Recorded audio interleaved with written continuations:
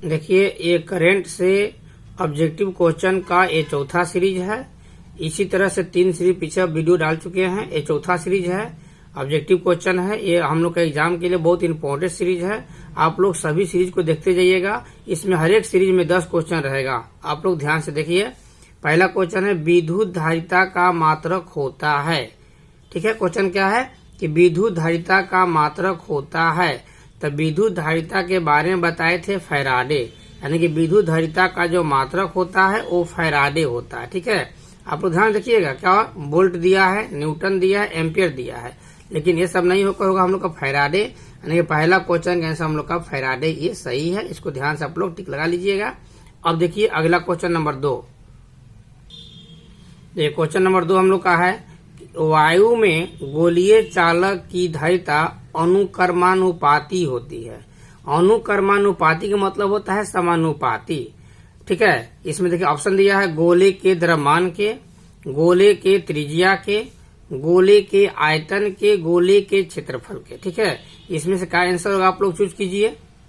देखिए क्या होगा, गोले का द्रव्यमान का होगा कि गोले के त्रिज्या का होगा, गोले का आयतन का होगा कि गोले के क्षेत्रफल का होगा। गोलीय चालक की धारिता कह रहा है। ये क्वेश्चन हम लोग का है, देखिएगा आप लोग, कि सिद्ध करें कि गोलीय चालक की धारिता त्रिज्या के समानुपाती होती है। ऐसे क्वेश्चन करके आता सिद्ध करने के लिए, यानी कि इसका आंसर हम लोग कौन हो जाएगा, आंसर हम लोग का हो जाएगा गोले की त्रिज्या, यानी कि आंसर नंबर बी हम लोग का सही है। इसको आप लोग टिक लगा लीजिएगा, क्वेश्चन नंबर बी सही है। अब देखिए क्वेश्चन नंबर 3।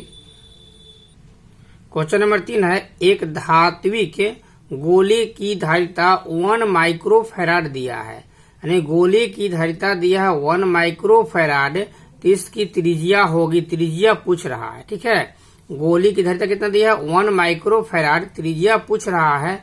ऑप्शन दिया है 9 किलोमीटर, ठीक है, 10 मीटर, 1.11 मीटर, 1.11 सेंटीमीटर। ये क्वेश्चन बता चुके हैं क्लास में। देखिए इसको क्या होगा, आप लोग ध्यान दीजिए। 1 माइक्रोफैराड दिया है धारिता और त्रिज्या पूछ रहा है। ठीक है, तो इसका आंसर हो जाएगा हम लोग का 9 किलोमीटर। ये वाला आंसर हम लोग का सही हो जाएगा। ये क्लास में बताए हैं, आप लोग इसका आंसर याद कर लीजिएगा। 9 किलोमीटर होता है, 1 माइक्रोफैराड रहेगा तब। ठीक है, कोई दिक्कत नहीं है। अब देखिए अगला क्वेश्चन नंबर 4। देखिए ये क्वेश्चन जो था, ये 9 किलोमीटर कैसे होगा यही बता देते हैं। कुछ लोग कमेंट में पूछा कि 9 किलोमीटर कैसे होगा। तो देखिए धारिता दिया है ना इतना, तो हम लोग का फॉर्मूला होता है कि C = 4 पाई एप्सिलॉन R होता है। ठीक है, लेकिन R पूछ दिया तो हम लोग कर सकते हैं कि R = ये नीचे आगे डिवाइड में हो जाएगा, यानी कि 1/4 पाई एप्सिलॉन C हो जाएगा। ठीक ना, फॉर्मूला जाएगा। अब यहाँ देखिए नीचे कैलकुलेशन कर देते हैं, तो 1/4 पाई एप्सिलॉन का वैल्यू होता है 9 × 10⁻⁹, और इसका दिया है 1।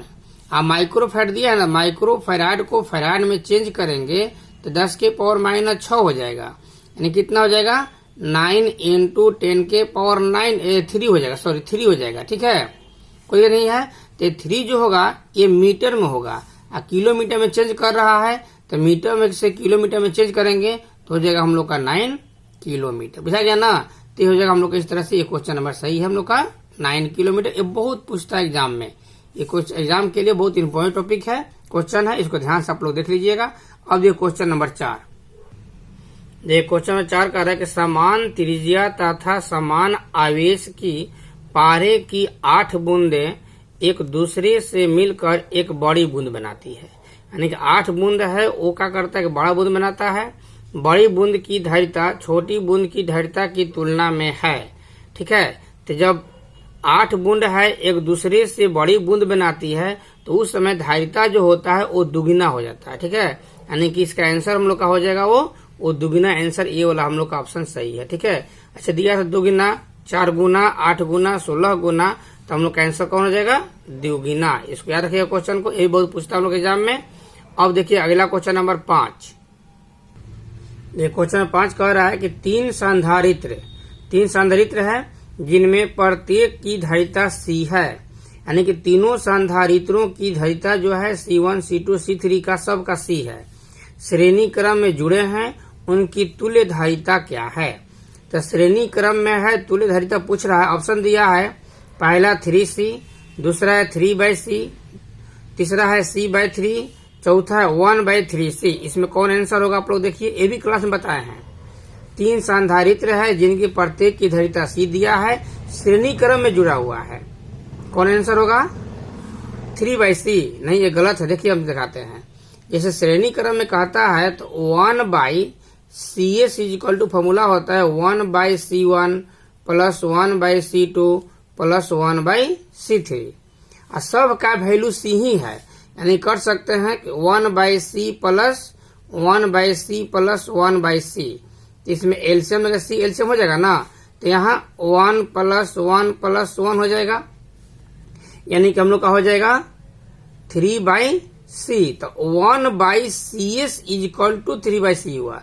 CS मतलब श्रेणी क्रम हो गया, तो CS इज इक्वल टू खड़ी करेंगे तो C/3 हो जाएगा। बहुत लोग आंसर जो है 3/C मार देता है लोग, हम लोग सही आंसर है कौन? C/3। ये हम लोग का आंसर, इसको आप लोग क्लियर कर लीजिएगा। ठीक है, क्वेश्चन 5 हो गया। अब देखिए क्वेश्चन नंबर 6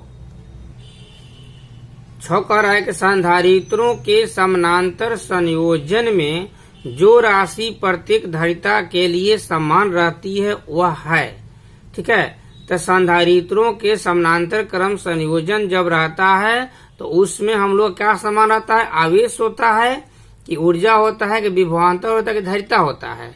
तो ऊर्जा धारिता तो होगा नहीं, आवेश और विभवांतर में से कौन एक होगा हम लोग का। तो जब समानांतर क्रम में कहता है, ध्यान रखिए, समानांतर क्रम में कहता है तो विभवांतर समान होता है, और श्रेणी क्रम में जब कहता है तो आवेश समान हो जाता है। तो समानांतर क्रम है इसलिए विभवांतर होगा। ध्यान रखिएगा, जहां श्रेणी क्रम कहा यहाँ पर तो आवेश मारिएगा। क्लियर रखिएगा, समानांतर क्रम कहेगा तो हम लोग विभवांतर मारेंगे, यानी कि ये हम लोग का आंसर सही है। ठीक है, अब क्वेश्चन नंबर 7 देखिए। 7 क्वेश्चन है कि समान धारिता के 3 संधारित्रों को श्रेणी क्रम में जोड़ने पर तुल्य धारिता 6 माइक्रोफैराड होती है। यानी कि श्रेणी क्रम में जोड़ता है तो 6 माइक्रोफैराड हो जाता है। यदि उन्हें समानांतर क्रम में जोड़ा जाए तो तुल्य धारिता होगी, यानी कितनी होगी। ये क्वेश्चन हम लोग का बनाने के लिए जब देगा 2 नंबर में पूछेगा। ठीक है, तो बहुत क्वेश्चन इसको हम लोग 2 नंबर में पूछता है, लेकिन इसका खाली ऑप्शन हम लोग देना है। तो जब श्रेणी क्रम में जुड़ा है तो 6 माइक्रोफैराड है, तो समानांतर क्रम में कितना होगा? ऑप्शन दिया है 18 माइक्रोफैराड, 2 माइक्रोफैराड, 54 माइक्रोफैराड और 3 माइक्रोफैराड। ये बनवाए हैं। देखिए यहाँ पे हम हिंट बता देते हैं कि जब श्रेणी क्रम में दिया है तो फॉर्मूला होता है 1/CS is equal to 1/C1 plus 1/C2 plus 1/C3। और सब का वैल्यू 6 है। कैलकुलेशन देखिएगा, यहाँ देखिए, तो 1/CS का वैल्यू है 6 is equal to 1/C plus 1/C plus 1/C, यानी कि 1/6 is equal to C। LCM ले लेंगे तो 1 प्लस 1 प्लस 1 हो जाएगा ना, तो 1/6 इज इक्वल टू 3/C हो जाएगा, यानी कि C इज इक्वल टू कितना हो जाएगा? 18 हो जाएगा। ठीक है, अब कहेगा समानांतर क्रम में, तो समानांतर क्रम में देखिए यहाँ पर देखिए, जब समानांतर क्रम में कहेगा तो CP इज इक्वल टू होता है C1 plus C2 plus C3, यानी कि 18 प्लस 18 प्लस 18, यानी कि 54, यानी कि आंसर हम लोग का हो जाएगा ये 54 आंसर हो जाएगा सही। इसको देख लीजिएगा। अब देखिए क्वेश्चन नंबर 8। देखिए क्वेश्चन 8 है, वांडी ग्राफ जनरेटर एक मशीन है, ठीक है, जो उत्पन्न करता है। वांडी ग्राफ जनरेटर जो है वो क्या उत्पन्न करता है? ऑप्शन दिया AC शक्ति, उच्च आवृत्ति की धाराएं, कई लाख वोल्ट का विभवांतर। ठीक है, तो इसका आंसर कौन होगा? हम लोग का आंसर होगा कई लाख वोल्ट का विभवांतर। इसको आप लोग रट जाइएगा, ये बहुत इंपॉर्टेंट है, बहुत बार इसको पूछा है वांडी ग्राफ जनरेटर के बारे में। ठीक है, अब देखिए क्वेश्चन नंबर 9। देखिए 9 क्वेश्चन कह रहा है कि 4 संधारित्र उपलब्ध हैं जिनमें प्रत्येक की धारिता 2 माइक्रोफैराड है। एक 8 माइक्रोफैराड का धारिता बनाने के लिए उन्हें जोड़ना चाहिए, यानी कि 2 से 8 बनाना मतलब बढ़ा रहा है। तो जब बढ़ा रहा है तो इसका आंसर क्या हो जाएगा हम लोग का? तो जब बढ़ाता है तो आंसर हो जाएगा समानांतर क्रम, और जब घटाएगा तो आंसर हो जाएगा श्रेणी क्रम, क्योंकि श्रेणी क्रम में डिवाइड में आता है, बाटा में आता है, और समानांतर क्रम ऐड होता है, तो जब बढ़ा रहा है तो हो जाएगा आंसर हम लोग का समानांतर क्रम के आंसर नंबर बी हम लोग का सही है, श्रेणी क्रम नहीं होगा। ठीक है, अब देखिए क्वेश्चन नंबर हम लोग का 10। देखिए, यदि कई संधारित्र उपलब्ध हो तो उन्हें उनके समूहन से उच्चतम धारिता प्राप्त करने के लिए उन्हें जोड़ना चाहिए। उच्चतम मतलब का बेसी में, अधिक मात्रा में। तो अधिक मात्रा में जब धारा जोड़ेगा, धारिता निकालने के लिए कहेगा, तो समानांतर क्रम बताया ना, ऊपर भी क्वेश्चन बताए थे कि जब धारिता को मान को बढ़ाने के लिए कहेगा तो समानांतर क्रम में, घटाने के लिए कहेगा तो श्रेणी क्रम, यानी कि आंसर हो जाएगा हम लोग का समानांतर क्रम, श्रेणी क्रम नहीं होगा। मिश्र क्रम तो भी नहीं करेगा, हम लोग का हो जाएगा समानांतर क्रम। ठीक है, तो इस तरह से हम लोग का 10 क्वेश्चन हो गया। 10 क्वेश्चन आप लोग देख लीजिएगा, फिर अगला सीरीज में फिर 10 क्वेश्चन डालेंगे। आप लोग हर एक सीरीज को देखते जाइएगा, एक दिन 2 दिन बीच करके हर एक सीरीज हम डालते जाएंगे। ठीक है, धन्यवाद।